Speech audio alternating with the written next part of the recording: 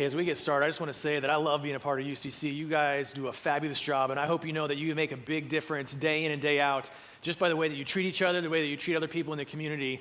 For example, this week we have two different groups of people that have gone out from our church to different places in the U.S. just to serve other people who are less fortunate or experiencing catastrophe in their life. So please know that you make a big difference, and I love that you guys actually take seriously what we say about loving God, loving people, and bringing the two together.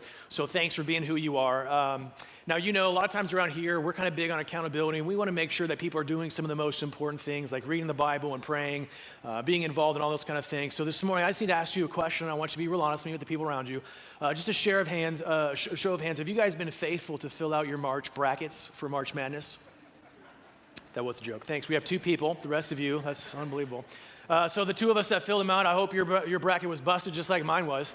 So I'm a guy who does a great job at planning ahead. So our brackets for our office pool was due at 11 o'clock on Thursday. And at 10:57, I was sitting on Josh Nelson, our youth minister's computer, filling out my bracket. So I don't actually remember who I picked to win any of the games and stuff, but that doesn't even matter because half of the fun of March Madness, even if you don't watch college basketball, is just figuring out which teams beat other teams. And the upsets are always a blast to see, the Cinderella stories, right? So when the number 16 seed beats the number 1 pick overall, is that not just great? I don't even care if you like or don't like either of those teams. That's just a blast to see that happen. Because when we go into March Madness, our expectations for different teams to win or not to win, it's so fun to see how that is fulfilled because of what we think is going to happen. And it's just a blast for us. And so for me, that was fun to watch that kind of thing happen. But maybe on more of a serious note, that happens in your own life. Something we get to be a part of here at the church a lot is this idea of like premarital counseling and helping people get ready for marriage. And that's another great thing because really all we're doing is helping people talk through what are your expectations for your marriage together? What are your expectations for this relationship? And it's so fun for me to have these young people come in and, you know, they come in with all these big hopes and dreams. They're so in love with all this stuff. And I just love to burst their bubble about what marriage is going to be like. I'm just kidding. That's not entirely true most of the time. But it's true. We have these expectations. And whenever we have expectations, whether it's for a basketball tournament or for a relationship, or maybe it's for your job, you went to school, got this great degree, got out, you're thinking, hey, I'm going to get this awesome job in my field of expertise. And then there's no job, or you get a job and you realize, hey, it meets or doesn't meet my expectations. Whenever we have expectations for something or someone, that greatly impacts our response to that someone or that something. And so that's exactly what we're going to talk about today. And as you might figure, because we're at a church and because Easter's coming, we're going to talk about Jesus. And so we love Jesus a whole lot. We think he's a really big deal. And today, what we're doing actually in this entire sermon series is we're talking about the same scenario week in and week out. And I thought that was a pretty brilliant idea that our executive pastor, Jack, had, is to talk about the words of Jesus while he's hanging on the cross. And so today, what we're going to do is we're going to look at the groups of people that are watching Jesus hanging on the cross and what their expectations are of or for Jesus and how that impacted the way that they responded to Jesus. So let me kind of back up and review just a little bit about what's going on. So it's a Friday, and people are coming to Jerusalem, the capital city of Israel, because it's the biggest holiday in the Jewish calendar year. And so it's a really big deal that's going on. Imagine like Thanksgiving, Christmas, and the 4th of July all wrapped into one holiday. And so that's what's going on. And if you're going to celebrate this holiday in the correct way, you're going to go to the temple, which is in Jerusalem. And so all these people are coming in for this deal. So they're doing this. So thousands of people are coming into an already crowded city. In addition to that, it's a little bit different this year because this guy, Jesus, has been traveling around the country teaching with an authority that most teachers don't have, and he's been doing these things called miracles where he's doing something that no one expects that any human being would be able to do. For example, some people were blind and he restored their sight. Other people were deaf and he restored their hearing. Other people were maimed or crippled or whatever, and some people were even dead and he brought them back to life.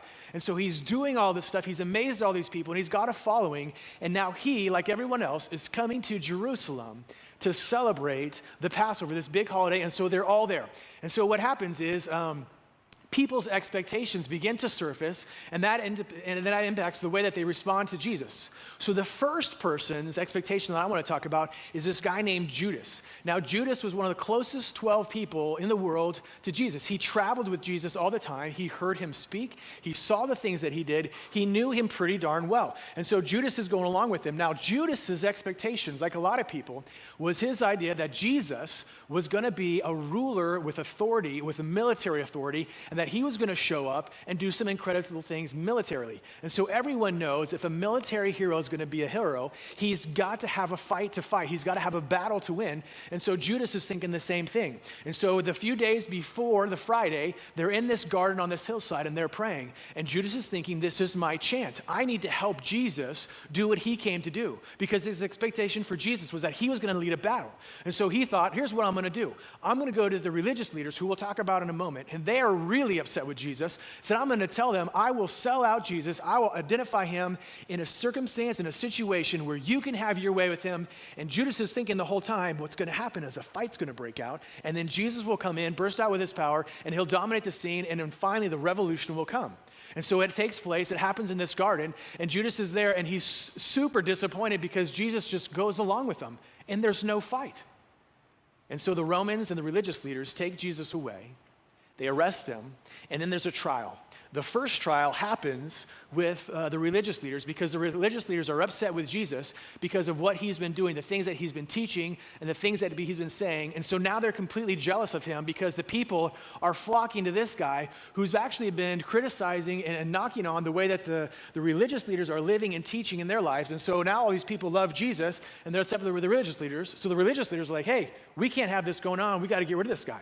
And so they come up with these charges, and they basically, they accuse Jesus and convict him of the worst possible crime in their religion and their culture, which is to claim that he was God or the Son of God, and so therefore being God actually. And so they say, we don't need any more witnesses. It's true. He thinks that he's God. So let's take him now to the governing authority, which at this time would have been the Romans. So they said they're going to take him to this guy named Pilate, who was the governor of their area. And they're like, we've got to do something with him. So they get Pilate up early on this Friday morning, and they explain the situation, what's going on. So Pilate begins to interview Jesus and try to figure out what's going on. What are they so upset about? And they realize that the whole thing has to do with their religion and their law. And they're like, well, they just think this guy is the king or something. So what's the big deal? So Pilate's tradition at this time of year is to release a prisoner to show his good favor and his good standing with the people of Israel, the people that he is in a ruling position over them. And so what he does is he drums up the guy who's been like the most horrible criminal in the past year or two. He's been inciting riots and getting all these things going on. He's guilty of murder. And so Pilate's thinking, surely if I get this guy out here, he's actual criminal. These people aren't going to want him back on the streets because no one knows what he's going to do if he's out there. But Jesus, I mean, he just made some people mad and made some leaders jealous because he's doing all this crazy stuff. I don't even know much about him. So he brings him out, and then there's this crowd, this huge crowd of people who have gathered to watch this scene take fold. And what's happening is the religious leaders are going out and kind of hitting the streets, saying, hey, you guys got to come check this out. And then they get this crowd to gather. And they see Pilate making this speech, and he's offering these two people, who do you want me to release? And as happens so many times when there's a crowd, the crowd is kind of there, and they don't know all of the details. They can't see everything. They can't hear everything. But they just kind of guess based upon what they can see and what people are telling them. So these religious leaders are going throughout the crowd, and they're saying, this is the guy. We want him dead. This is the guy. And so this crowd goes from simply spectating to shouting at the top of their lungs, kill him. We want that guy dead. And we're talking about Jesus. Give us the Barabbas guy. We can deal with him. But we want Jesus dead. And the governor is shocked. He's like, what is going on here? But he realizes there's about to be a riot. And so to appease the people, he says, fine. Take Barabbas. And he sentenced Jesus to death. And so they have Jesus take this big beam that they're going to nail him to, and he has to carry it to this place, and on the top of this beam, they put what he has done, because that's what the Romans do, is when they crucify someone for breaking their law, they put their crime, what they've been convicted of, on the top of their cross, and they crucify him at a place called the skull. Now, the skull is near one of the entrances to the city, so that people coming in will realize, hey, the government here takes a big stance on this kind of stuff, so don't get caught breaking the law, don't get caught doing these things, or else you're going to wind up on a cross like this guy. And again, it's the biggest holiday in their year, and so thousands of extra people are coming in, and they're seeing this thing happen. So Pilate, the governor, puts on the top of Jesus' cross that he is the king of the Jews, and he writes it in every language that is spoken in the area, so everyone will see what's going on. Now, part of it is because that's his crime, that's what he's been convicted of, but part of it also is to kind of get underneath the skin of the religious leaders, because that's what they were saying. He is claiming that he is, but like, no, he's not actually that. And so there's all this kind of turmoil that's happening, and so now the crowd that has watched this whole thing happen is now outside at the town at this place called the Skull, and they're seeing what's happening. And so 3 people are being crucified this day for their crimes. 2 of them are common criminals, and one is Jesus, the King of the Jews. And they hang Jesus in the middle, and these 2 criminals on either side. So here's what starts to happen. The Bible says in Luke chapter 23, it begins to describe these different groups of people, their expectations of Christ, and the way that they responded to him. Because clearly, our expectations for Jesus will impact the way that we respond to him. The first group is just the crowd. And again, these guys may not know exactly what's going on, but they have seen or heard of at least Jesus and all the crazy things that he has been saying and doing over the last 3 years. Many of them showed up at the trial and were cheering for this man to be crucified. And now the Bible says that they are just standing there watching. And in some translations, or if you look at some study of the words that they use for standing and watching, it simply means that they are just passively there staring at this man and these other 2 criminals being executed in front of them. And then it goes on to say that even the religious leaders decided to start mocking Jesus. Now, this is interesting because the religious leaders, their expectations for a Messiah would have been based upon what was written about him in the prophecies, in the law, and in the poetry of old times. And so now when those guys had written about Jesus, what they were writing was, hey, one day a Messiah will come, or a Christ, and those are the same word but in different languages, and all they simply mean is the anointed one or the chosen one who will come to rescue God's people.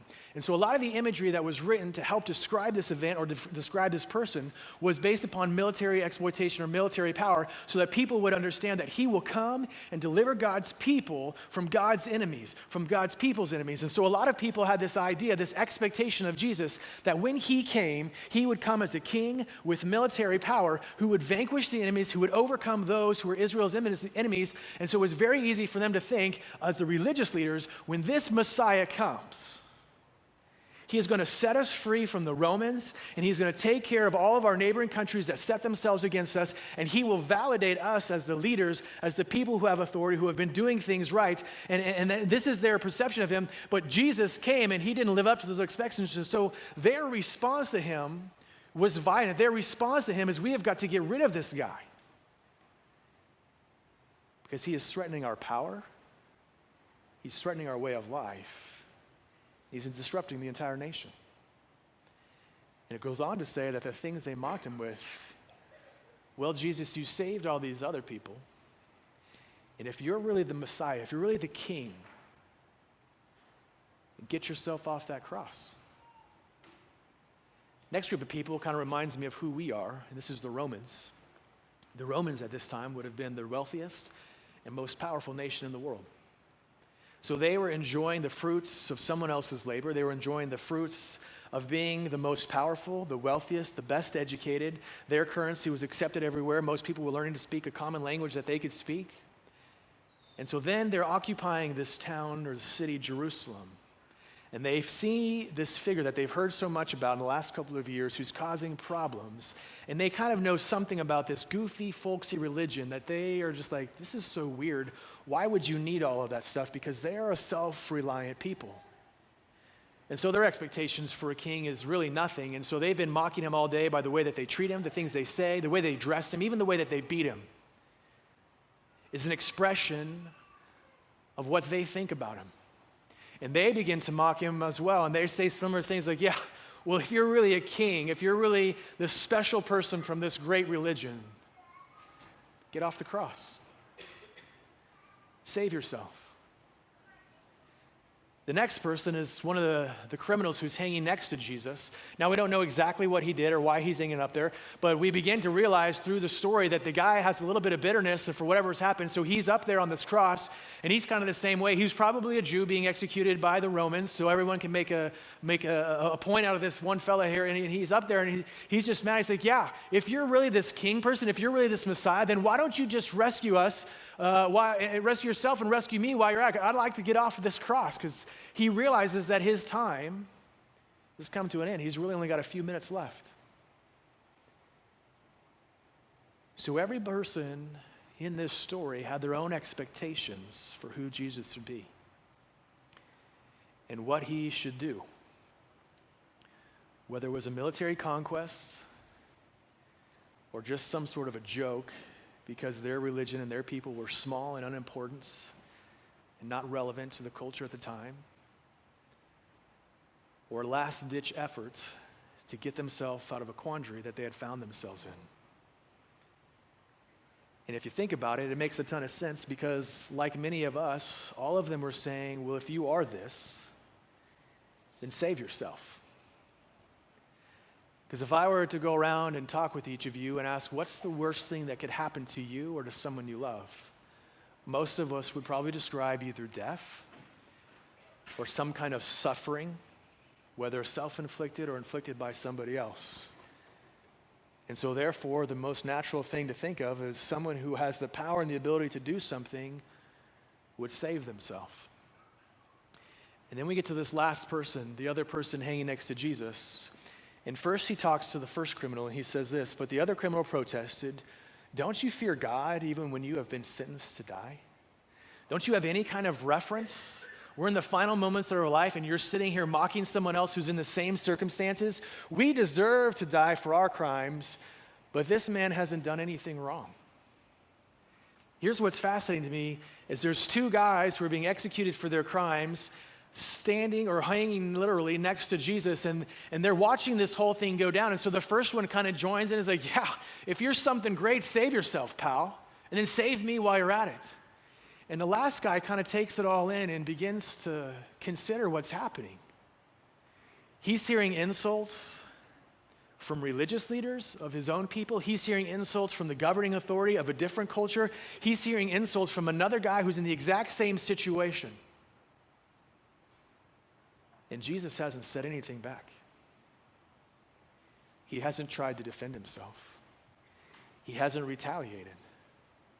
And so if nothing else, this criminal realizes that this man is dying a different kind of death than he is, meaning the way he's responding to it. So this week, as we were praying over and considering this text, these last two sentences are really what stuck out to me. Then he said, Jesus, remember me when you come into your kingdom. And Jesus replied, I assure you, today you will be with me in paradise. There's two things that really stuck out to me here. First of all, in my Bible, there's a little footnote here on this first part. It says, Jesus, remember me when you come into your kingdom. Another way to say that is, Jesus, remember me when you come in your kingly power. When you finally demonstrate your strength, will you remember who I am and the attitude that I have had towards you? And we'll get into that in just a second. And then the second thing is Jesus' response, I assure you today that you will be with me in paradise. I was talking about this with one of my friends, and he's a big language guy, and he was telling me the word that Jesus uses here for paradise, it's this idea that the man will be walking with someone of authority in a garden that is lush and green and bearing fruit. And the imagery that he is portraying both to this other criminal and to those who are listening, to those who would be familiar with the creation account, is today you and I are going to be walking in the garden as my Father created it. And he's referencing creation in the book of Genesis before we messed everything up. He's saying you will get to experience that today with me in the way that it was intended to be experienced. So as I looked at this, I kind of felt like, man, he's only saying one sentence, but I feel like he's saying so much more. So I wrote down some things that I think he's also saying in addition to that. So first of all, I think the criminal is saying to Jesus, I believe that you're a king. I know it says that written above you on the cross, and they're trying to mock you, and everyone here has made fun of you and thinks that you should rescue yourself if you really are the king. But for some reason, the way you're handling yourself has caused me to believe that you are a king. And for whatever reason, I don't know the theology, but this isn't your kingdom. Or for some reason, you aren't showing your strength. So whether or not this is your kingdom or you're going to come to your kingdom, or whether it's a matter of you just need to show your kingly power, for whatever reason, you aren't showing your strength yet. And I'm not sure why. And then your kingdom is coming and you will show your power. So he believed that he was a king, he had a kingdom, and eventually he would show his power. The next thing I wrote down is like, you have the power to show me grace and mercy. And then check this out. He says this, I'm not too ashamed or too proud to ask you to remember me. I think this is powerful because this man is demonstrating one of the most famous things that Jesus ever taught. In his famous sermon, the Sermon on the Mount, Jesus began with these things called the Beatitudes. And the very first one says this, that you're blessed. You're in a really good place when you realize that you are spiritually poor. When you realize that you cannot help yourself. When you realize that you need someone else to to take control and to rescue you. And that's exactly what's happening here. Is this man is hanging on this cross, and he doesn't understand all the theology. He may not know all the details of the events, but what he realizes is everyone is mocking this man for being a king and not rescuing himself. But for whatever reason, this man is just hanging there and taking it. And he's dying with dignity, and he's dying with a sense of peace. And this man is perplexed by this whole thing. And so he realizes this guy's got to be a king. He's got to have some kind of power. And it's eventually he's going to show his strength. And when that happens, I want to be on his good side. And so he's asking him to remember him. And then Jesus simply says, yes, I tell you the truth. Today you will be with me in paradise. But I think he's saying so much more than that. I think he's saying, you're right. I am a king. And I'm holding back for good reason. Because Jesus and this criminal understood something. And Jesus understood it in great detail. Yeah, it would be pretty darn impressive if I were to call on my army, get down off of this cross, and get myself out of these circumstances. That would be amazing. But what I've got planned is even bigger than that. And they won't be able to understand that until I've gone the distance, and I have to die first. And so he did it for good reason, but he was intending to show his power a few days later. And then finally he says that I will remember you. And I promise that. And it's at this moment when that criminal experiences hope of a different kind that only Jesus can offer. And so the type of hope that we talk about here at UCC, the type of hope that we sing about, that we sang about this morning, is a hope that's always built on a promise. It's always built on the promise of Jesus. And like this criminal, we can trust the promise, not just because of who said it, but because of the way that he lived his life. Because this criminal is hanging there, watching everyone else's expectations of Jesus be crushed, and therefore their response to him was negative. And then he realizes there's something different about this man, and I don't understand all of it. But he's saying that he is the king and that he is offering his kingdom. And so my challenge to you today and over the next couple of weeks especially is to wrestle with this question. Who do you say that Jesus is? Who do you say that Jesus is? Because our expectations of Jesus, our expectations for Jesus, will impact the way that we respond to Jesus. And so if we're like the group of people that was expecting Jesus to come in and to be a military conqueror, to show his power, and to stick it to the people that we consider enemies, our response to a mild and meek Jesus who prays for his enemies will be disappointment. If we're like the Romans and we feel like we're self-sufficient because we know how to work hard, we know how to make money, we know how to be safe, we know how to be well-educated and successful, and we just feel like Jesus is just kind of one more thing that we could add into the mix, then when Jesus comes and asks for everything from us, our response to him will not be the one that he's looking for. And if we're like that first criminal, if life has been difficult for us and we have become bitter and all we're looking for is for someone to give us self-preservation, or we're looking for someone to get us out of the situation that someone else or our own choices have got us into, we just want someone to rescue us from our pain, then our expectations from Jesus will be crushed. Because the hope that Jesus provides is not a hope that will pull us out of suffering, but will pull us through the suffering. And so I want to challenge you, especially as we ramp up to Easter, would you listen to the words that Jesus says about himself, and would you allow God to change your expectations of who Jesus is based upon what he has said? At this time, I'm going to invite the worship team to come out, because in a few moments we're going to stand up and we're going to sing again. But before we get there, what I want to emphasize is this: that last criminal, He accepted the hope and the promise that Jesus offered to him. And so he got to know that he would be in paradise with Jesus. And so the same thing is true for us. For those of us who have accepted that Jesus is who he says he is, and we have built our lives on the promises and the commands that he has made, we know that we are bound for glory to celebrate with him, not just in this life, but in the life to come. And so this morning, if you have questions about that, or if there is something happening in your life and you would like someone to pray with you, myself and some others will be back here in this corner, and we would love to meet with you, hear your questions, answer them as best we can, and pray with you. For the rest of us, if you, what we're going to do is we're going to stand up and we're just going to celebrate. And I just want to encourage you again to wrestle with this idea of who is Jesus, and let our expectations of him be formed by his own very words. Jesus, thank you so much for who you are, for what you have done. We are so thankful that you didn't hold anything back. That when your dad asked you to come to this earth and to live the life that you lived and then to die the death that you died,